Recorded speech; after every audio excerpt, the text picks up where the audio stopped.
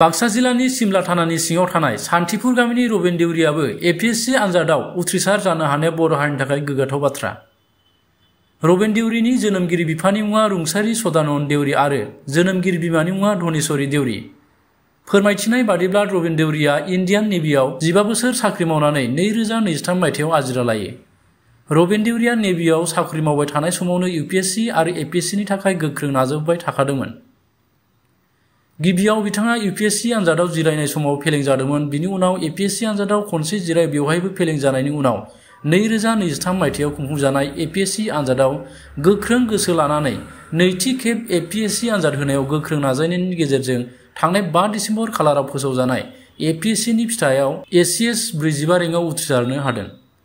Robin देउरिनि ACS 45 रेंकआव उथ्रिसारनो हानायखौ लानानै सिमला बुरा गसाइ संघ गामि आफाद खख्लाबारि समबाय समिति सिमलानिफ्राय आरनायजों मान बावफैदों। बे मान बावनाय समाव सिमला बुरा गसाइ संघ गामि आफादनि आफादगिरि निउस बसुमतारी, गाहाय नेहाथारि धोरोम सिंह बर', खख्लाबारि समबाय समिति सिमलानि आफादगिरि खनिन बर' नेहाथारि बसन्त बर' बिथांमोना बिथांखौ लानानै जोङो दा सिमला गामिनिफ्राय सासे मख'जाथाव बरायजाथाव सुबुं ओंखारबाय होननानै जोंहा गोग्गानाय फैदों आरो लोगोसे बिथाङा इयुनाव जोंनि गामिनि गासै सेंग्रा सिख्ला बा उनथिबोनाय लाइमोनफोरखौ जाहाथे थुलुंगा होनो हायो आरो मिथिं दावथिंफोराव थांनानै जाने जों जेब्ला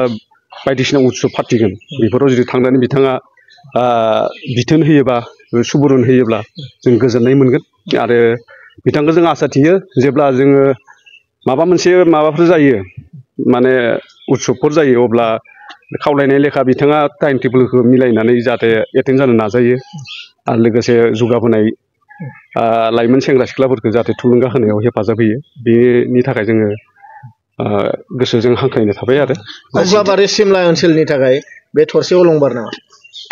इनिथ' बिदि बुंद्रायनाय जायाना खमबावसो इदिया अलंबाराथ' आजिखालि दा बुहुद ओंखारबाय थेवब्लाबो दा जोंनि एरियायाव बिथाङादि सासे जानानै फैनो हाबाय बिनि थाखाय बिथांनिसिम जों रोजा रोजा साबायखर होबाय गामिनि जानानै दा आं बेखिनिखौनो खावलायो बेजों लोगोसे न'खरनिबो लाबोबाय गामिनिबो लाबोबाय जायगानिबो लाबोबाय बे ओनसोलनिबो मख'जाथाव सासे सुबुं जाना थानायजों लोगोसे बिथाङा आरो जोंखौबो जाहाथे बावनो नाङा रायजो राजाफोर आरो जोङो मिथिनो मोन्दों बिथाङा माथो नेभिनि रिटायार लाबोनानैबाबो बिथाङा एपिएससिआव क्वालिफाइ जानो हादों एसिएस रेंकआव मा फोरमायगोन? जायखिजाया खामानियाव मुखुब जानानै थाब्ला बेयाव बे मोनसेल' खामानियाव मुखुब जानानै थाबाय थानांगौ बिनि बाथ्रा फैया सोलोंथाइया जिहेतु जोबनोबो थाङा सोलोंथाइया आरो जोबथाबो गैया होननानै बुंनाय जादों जिगाया दा बे बिथाङानो फोरमान जाबाय दे माबा मोनसे साख्रियाव बा माबा मोनसे खामानियाव मुखुब जाना थाबानो दे गुबुन मोनसे खामानि मावनो हाया बेखौ बिथाङा फोरमान होबाय दा आरो जायफोरा बैसो दङ सुजुग दङ बिथांमोनाबो जाहाथे जायखिजाया मोनसे खामानियाव जुदि नांथाबना दङब्ला गुबुन मोनसे खामानि मोजांसिन खामानियाव जुदि आखाइ होनो हादोंब्लाथाय बेयो बिथांनि इयुननि थाखायनो गोग्गाथाव जागोन दा बिथाङा जेरै दा उदाहरन होनानै जोंनो दिन्थिबाय। आगोलाव माबाफोर मावखायोमोन नामा बिथाङा? ओरैनो फरायदोंमोन नेभियाव मावदोंमोन ओमफ्राय बाबुआ बोरै मोनलांनो आं मिथिया बाबु माबायदि फोरोंबोनाय बेखौ जोंहानि फिसालाया बुरजा मानि बाबु हातजोन एसराखानिया मोजां जादों आरो एखासे नेभियाव मावनायाबो खै नाम्बार फिसाला बियो? 5 नाम्बार इनिफ्राय आरो खासे पुलिसा 6 नाम्बार पुलिस मावनाय दं खासे दे एखे आरो समान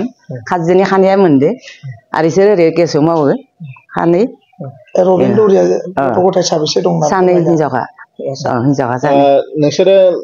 बिसोरखौ लानानै माबा मोनसे सिमां दंखायोमोन नामा?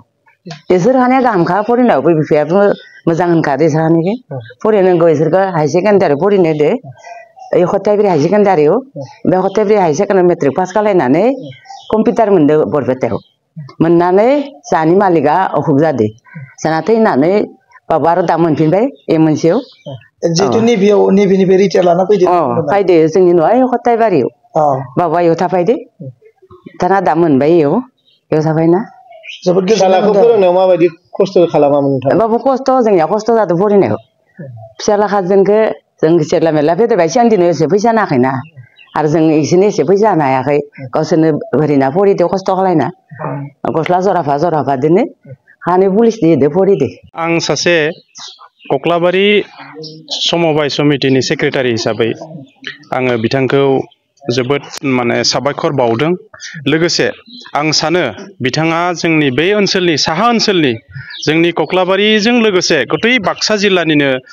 थरसे अलंबार हिसाबै जोङो बिथांखौ जोङो सायख'नानै लानो हायो बा सिनायथि होनो हायो मानो होनबा एसएस बायदि आनजादखौ दिनै बिथाङा साकरि मावनानै अर्थात बिथाङा नेभियाव इन्टारमिडियेट जानानै नेभियाव साकरि मावदोंमोन बेनि उनाव बे माने साकरि मावबाय थानाय समावनो बिथाङा थारमाने कर्सखौ लायै लायै इक'नमिक्सआव मेजर लानानै एमए पास खालामदों बेजों लोगोसे दिनै बिथाङा एसएसनि एटेम्पबो खालामलांदोंमोन आरो लोगोसे बिथाङा दिनै जाफुंसार होनो हादों ओंखायनो आं बिथांखौ साहा ओनसोलनिजों लोगोसे गतै बाक्सा जिल्लानि सासे थरसे अलंबार हिसाबै हाथरखि हिसाबै सृष्टि जाबाय होननानै आङो सानो आरो